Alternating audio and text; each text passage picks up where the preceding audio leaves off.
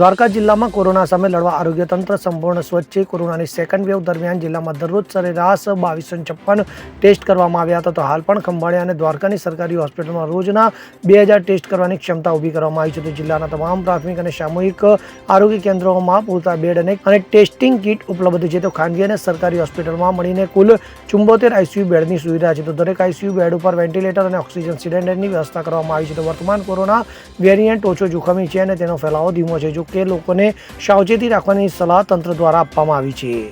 Bureau report CN24 news. હવે જુઓ દેશ દુનિયાની તમામ ખબરો તમારી આંગળીના ટેરવે। ઉઠાવો મોબાઈલ અને Google Play Store પરથી ડાઉનલોડ કરો અમારી CN24 ન્યૂઝ મોબાઈલ એપ।